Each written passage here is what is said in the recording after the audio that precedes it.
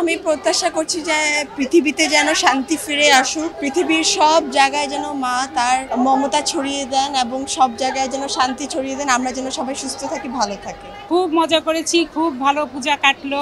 কিন্তু আজকে মনটা খুব খারাপ, যেহেতু মাকে বিসর্জন দিয়ে দিচ্ছি, মা চলে যাচ্ছে আমাদের থেকে, এজন্য সকাল থেকেই মনটা খুব খারাপ। খুব ভালো কেটেছে। আমরা সপ্তমী, অষ্টমী, নবমী পুরোটাই আমাদের প্ল্যান ছিল। আমরা বিভিন্ন মণ্ডপে গিয়েছি ঢাকা এবং ঢাকার বাইরে, এবং আজকে দশমীর দিনটা এখানে আর কি সুন্দরভাবে কাটাতে পেরে খুবই ভালো লাগছে আমাদের।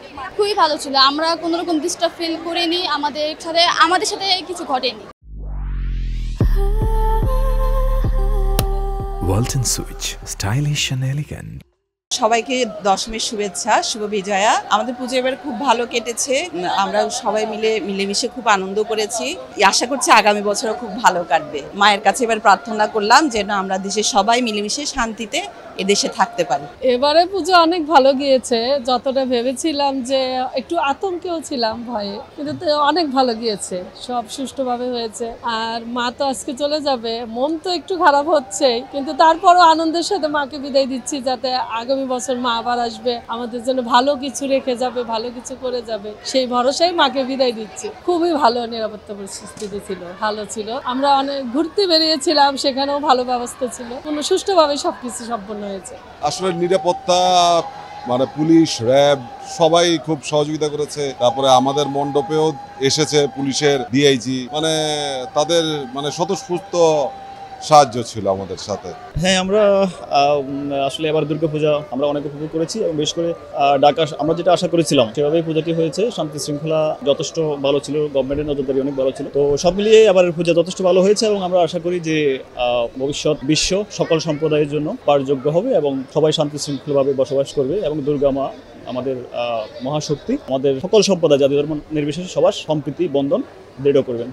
পরিবার নিয়ে খুব ভালো আনন্দ করেছি। অষ্টমী, নবমী, দশমী, আজকে তো এখানে রং খেলা হবে। সার্বিক পরিস্থিতি ঢাকায় যতটুকু ঘুরলাম ভালোই, খারাপ না, ভালোই লেগেছে। দেশের জন্য শান্তি প্রত্যাশা করি, সবাই যেন সুখে শান্তিতে বাস করে এই প্রত্যাশা করি। সবাইকে বিজয়া দশমীর শুভেচ্ছা, বিজয়া দশমীর শুভেচ্ছা। এবার লাস্ট দিনই বাইর হওয়া হয়েছে, মানে আজকেই বাইর হওয়া হয়েছে, তো মানে মজা লাগছে, কিন্তু আবার কষ্টও লাগছে, কারণ পূজা শেষ হয়ে গেল, আবার নেক্সট ইয়ারের জন্য অপেক্ষা করতে হবে, এটাই। আর আমার মানে কষ্ট ব্যাপারে জানি না, ধর্ম যার যার, কিন্তু উৎসব সবার, রাইট? আমি মুসলিম, সো বলি not really. I feel like I'm too confident. People are scared of me. So it's more like social anxiety is scared of me, এরকম টাইপের, right? Because I am very open. I am also from English medium, so I suck at Bangla. I'm sorry. Well, the usual.